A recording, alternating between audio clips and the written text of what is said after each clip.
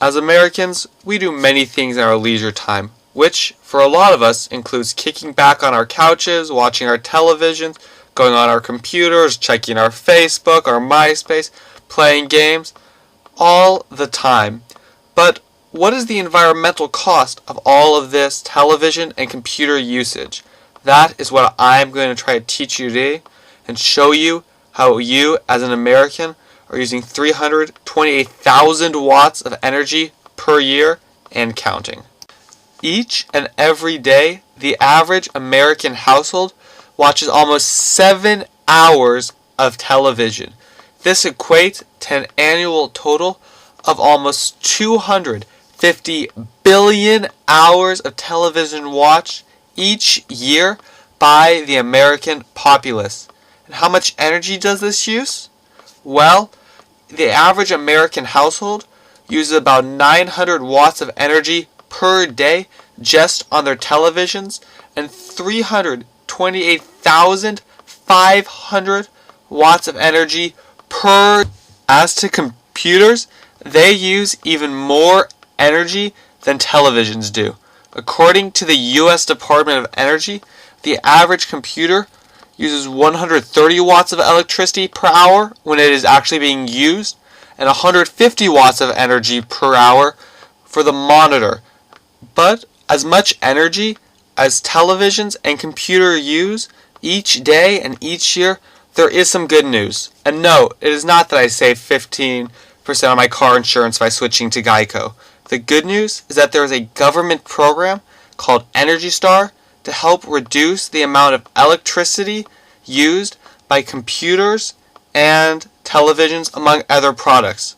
To learn more about the Energy Star program, I interviewed Catherine Kaplan of the Environmental Protection Agency to learn about the program and what it means for computers and televisions. EPA, this is Catherine.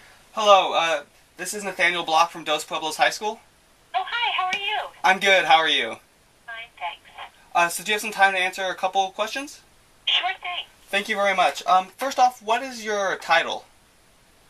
My title is, you're going to love this, Acting Branch Chief, Energy Star Labeling. Okay. And what exactly is the Energy Star program? The Energy Star program is a government program, an EPA DOE program that is designed to reduce energy consumption of a wide range of products, homes, and buildings with the goal of reducing emissions of greenhouse gases. Okay. And in regards to televisions and computers, how does this work for those products? So we are a market transformation program. What that means is we set requirements.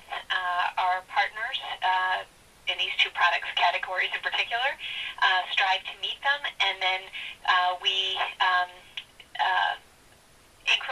make incremental change, right? So we continue to revise our requirements and raise the bar so that over time we have a huge decrease in energy consumption of products.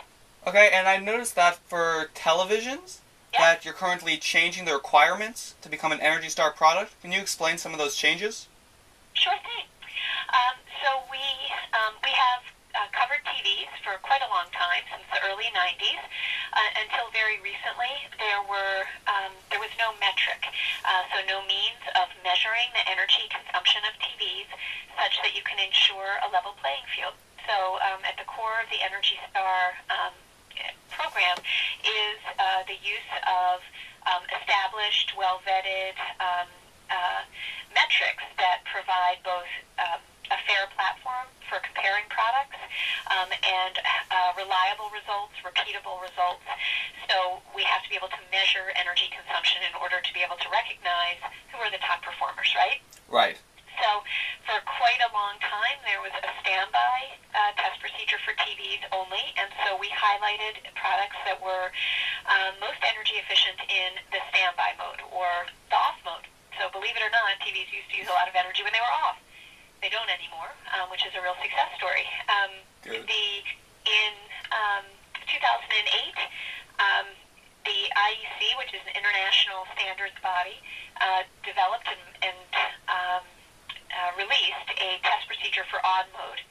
So in November of 2008, we had for the first time requirements for TVs that covered both on as well as standby mode. Okay. And we also had some other interesting features of that specification. For example, incenting the use of the automatic brightness control feature in TVs by giving a little extra credit if a manufacturer shipped that product in the that feature in the on mode, so defaulted on. We also made use in that version 3.0, so November 2008's version of a forced menu. So what we were trying to do was overcome a real hurdle in that TVs have always been shipped in the brightest selectable mode. And that is maybe up to or beyond 30% more consumptive than the mode manufacturers recommend for the home use. Oh, okay. A huge difference. Yeah. But manufacturers have been motivated to ship in a retail mode or a vivid mode because that product that they ship might go to Best Buy or might go to a Sears and be on a retail shelf up against another product that was shipped in a very bright mode. And so if they ship in a less consumptive mode, one that's better for a home setting, their product wouldn't compete very well, right? Because Right. a brighter TV looks better. So manufacturers told us we will not ship in a home mode because our product might end up on the retail shelf and we'll lose. So we said, okay, we want to ensure that TVs are shipped and end up in homes where most of them end up, right? Very few end up on the retail shelf. We want to make sure most TVs ship in a home mode. But how do we do that? So we had we included an allowance so that if a manufacturer made use of what's called a forced menu, so when you turn on your TV for the first time, a screen comes up and says, are you going to use this in the home or in a retail setting? Oh, nice. And the consumer has to the person has to choose. And so we are hopeful that most consumers will choose the home mode, right? And then the TV will go to the lesser consumptive mode and the mode in which it qualified for Energy Star, and also the mode that, most importantly, that the manufacturer recommends that homeowners use. Because if you have an overly bright screen, it will not look good in a home setting. Right. So, in any case, and then if you're in the retail setting, you choose retail, and then the screen says, "Are you sure? Do you know that this product didn't qualify for Energy Star in the retail mode?" and then they can choose it if they're going to make use of it on a retail shelf. Okay, so a product can be given the label of Energy Star for one mode but not the other? For a TV, for instance? Well, in the case of TVs, yes, the TV would qualify in the mode in which it ships.